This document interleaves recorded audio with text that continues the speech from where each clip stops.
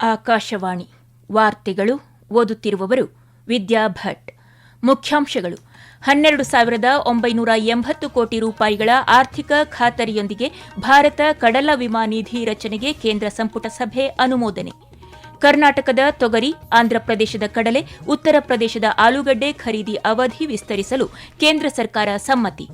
ಅಮೆರಿಕದ ದಿಗ್ಬಂಧನಕ್ಕೆ ಪ್ರತಿಕ್ರಿಯೆಯಾಗಿ ಹಾರ್ಮುಜ್ ಜಲಸಂಧಿಯನ್ನು ಮತ್ತೊಮ್ಮೆ ಮುಚ್ಚಲು ಇರಾನ್ ನಿರ್ಧಾರ.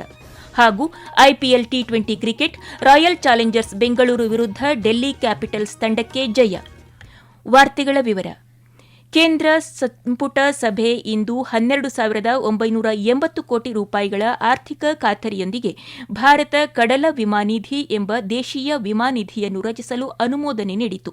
ಈ ಕುರಿತು ನವದೆಹಲಿಯಲ್ಲಿಂದು ಮಾಹಿತಿ ನೀಡಿದ ಕೇಂದ್ರ ವಾರ್ತಾ ಮತ್ತು ಪ್ರಸಾರ ಖಾತೆ ಸಚಿವ ಅಶ್ವಿನಿ ವೈಷ್ಣವ್, ಯಾವುದೇ ಅಂತಾರಾಷ್ಟೀಯ ಮೂಲದಿಂದ ಭಾರತೀಯ ಬಂದರುಗಳಿಗೆ ಸರಕುಗಳನ್ನು ಸಾಗಿಸುವ ಹಡಗುಗಳಿಗೆ ಮತ್ತು ಭಾರತೀಯ ಬಂದರುಗಳಿಂದ ವಿದೇಶಗಳಿಗೆ ಸರಕುಗಳನ್ನು ಸಾಗಿಸುವ ಹಡಗುಗಳಿಗೆ ಇದು ಕೈಗೆಟುಕುವ ವಿಮೆಯನ್ನು ಖಚಿತಪಡಿಸುತ್ತದೆ ಎಂದು ತಿಳಿಸಿದರು.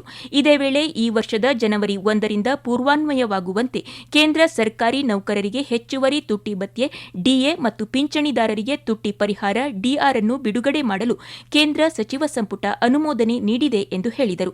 ಈ ಮೂಲಕ ಡಿಎ ಮತ್ತು ಡಿಆರ್ 2% ಹೆಚ್ಚಾಗಲಿದೆ. ಬೆಲೆ ಏರಿಕೆಯನ್ನು ಸರಿದೂಗಿಸಲು ಮೂಲ ವೇತನ ಅಥವಾ ಪಿಂಚಣಿಯ ಪ್ರಸ್ತುತ ಅಸ್ತಿತ್ವದಲ್ಲಿರುವ 58% 60% ಏರಿಕೆಯಾಗಲಿದೆ.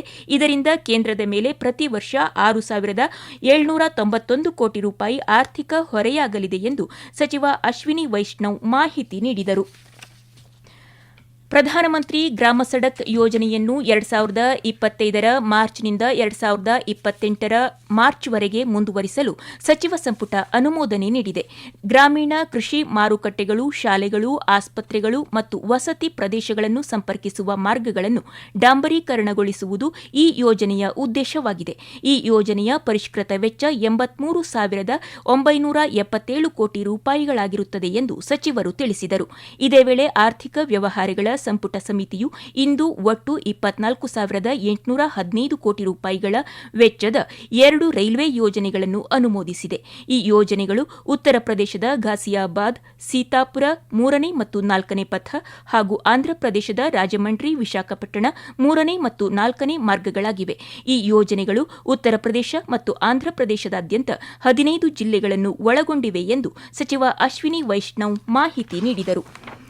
ಕೇಂದ್ರ ಸರ್ಕಾರಿ ನೌಕರರಿಗೆ 2% ತುಟ್ಟಿ ಭತ್ಯೆ ಮತ್ತು ಪಿಂಚಣಿದಾರರಿಗೆ ತುಟ್ಟಿ ಭತ್ಯೆ ಪರಿಹಾರ ಹೆಚ್ಚಿಸುವ ಸರ್ಕಾರದ ನಿರ್ಧಾರವನ್ನು ಕೇಂದ್ರ ಗೃಹ ಸಚಿವ ಅಮಿತ್ ಶಾ ಶ್ಲಾಘಿಸಿದ್ದಾರೆ.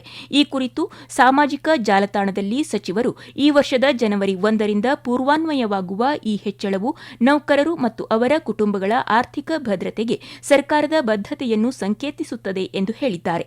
83,977 ಕೋಟಿ ರೂಪಾಯಿಗಳ ವೆಚ್ಚದಲ್ಲಿ ಪ್ರಧಾನಮಂತ್ರಿ ಗ್ರಾಮ ಸಡಕ್ ಯೋಜನೆಯನ್ನು ಮುಂದುವರಿಸಲು ಕೇಂದ್ರ ಸಚಿವ ಸಂಪುಟ ಅನುಮೋದನೆ ನೀಡಿದೆ.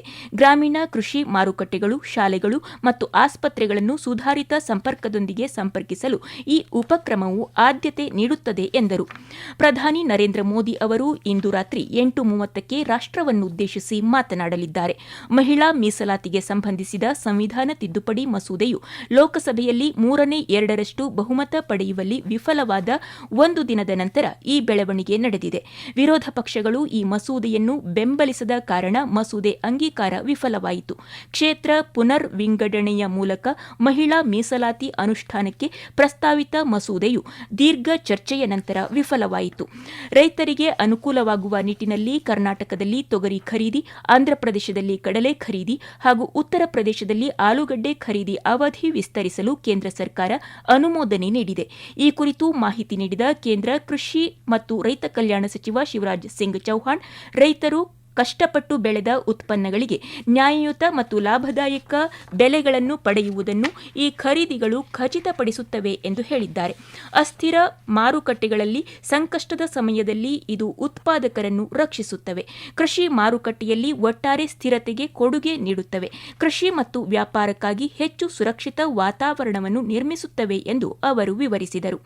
ಪ್ರಧಾನಿ ನರೇಂದ್ರ ಮೋದಿ ಅವರ ನೇತೃತ್ವದಲ್ಲಿ ದೇಶಾದ್ಯಂತ ಪ್ರತಿಯೊಬ್ಬ ರೈತರ ಹಿತಾಸಕ್ತಿಗಳನ್ನು ರಕ್ಷಿಸಲು ಸರ್ಕಾರ ಬದ್ಧವಾಗಿದೆ ಎಂದು ಸಚಿವ ಶಿವರಾಜ್ ಸಿಂಗ್ ಚೌಹಾಣ್ ಪುನರುಚ್ಚರಿಸಿದ್ದಾರೆ.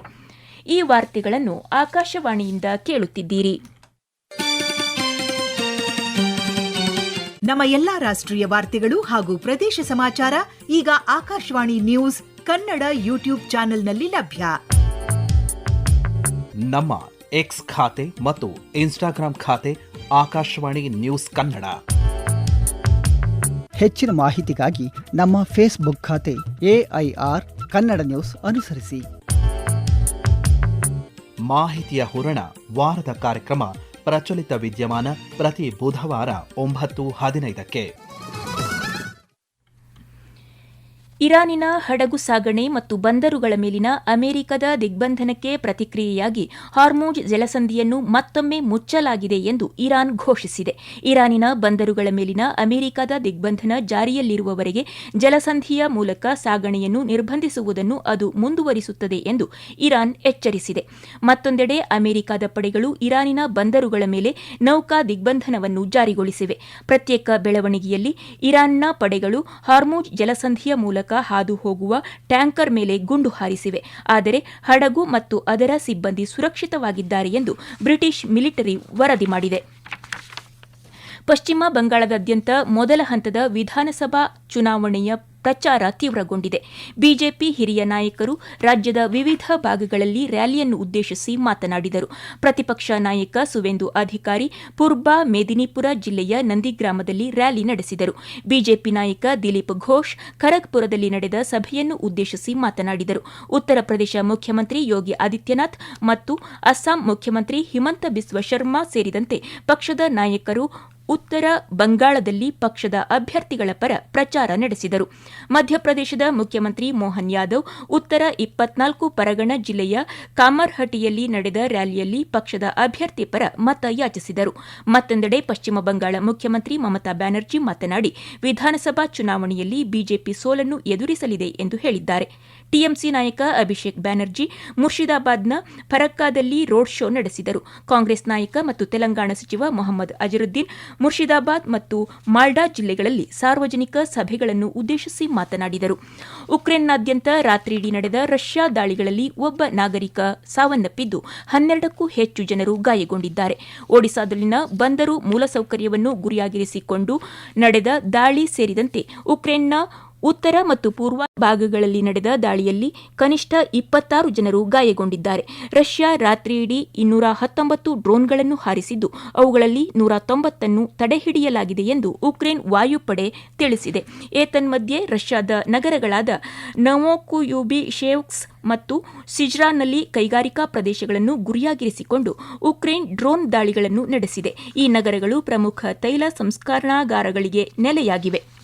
ಬೆಂಗಳೂರಿನ ಎಂ ಚಿನ್ನಸ್ವಾಮಿ ಕ್ರೀಡಾಂಗಣದಲ್ಲಿ ಇಂದು ನಡೆದ ಐಪಿಎಲ್ ಟಿ20 ಕ್ರಿಕೆಟ್ ಪಂದ್ಯಾವಳಿಯ ದಿನದ ಮೊದಲ ಪಂದ್ಯದಲ್ಲಿ ರಾಯಲ್ ಚಾಲೆಂಜರ್ಸ್ ಬೆಂಗಳೂರು ವಿರುದ್ಧ ಡೆಲ್ಲಿ ಕ್ಯಾಪಿಟಲ್ಸ್ ತಂಡ 6 ವಿಕೆಟ್ಗಳಿಂದ ಜಯ ಗಳಿಸಿದೆ.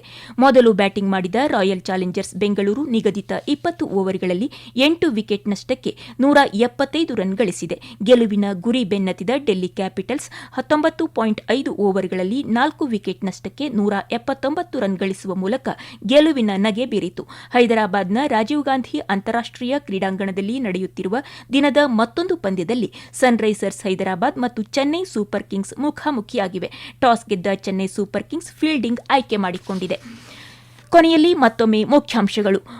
12,980 ಕೋಟಿ ರೂಪಾಯಿಗಳ ಆರ್ಥಿಕ ಖಾತರಿಯೊಂದಿಗೆ ಭಾರತ ಕಡಲ ವಿಮಾ ನಿಧಿ ರಚನೆಗೆ ಕೇಂದ್ರ ಸಂಪುಟ ಸಭೆ ಅನುಮೋದನೆ.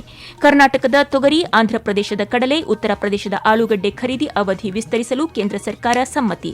ಅಮೆರಿಕದ ದಿಗ್ಬಂಧನಕ್ಕೆ ಪ್ರತಿಕ್ರಿಯೆಯಾಗಿ ಹಾರ್ಮುಜ್ ಜಲಸಂಧಿಯನ್ನು ಮತ್ತೊಮ್ಮೆ ಮುಚ್ಚಲು ಇರಾನ್ ನಿರ್ಧಾರ. ಹಾಗೂ IPL T20 cricket royal Challengers Bengaluru ವಿರುದ್ಧ ಡೆಲ್ಲಿ ಕ್ಯಾಪಿಟಲ್ಸ್ ತಂಡಕ್ಕೆ ಜಯ. ಇಲ್ಲಿಗೆ ವಾರ್ತಾ ಪ್ರಸಾರ ಮುಕ್ತಾಯವಾಯಿತು. ನಮ್ಮ ಮುಂದಿನ ವಾರ್ತಾ ಪ್ರಸಾರ ನಾಳೆ ಬೆಳಿಗ್ಗೆ 7:05 ನಿಮಿಷಕ್ಕೆ.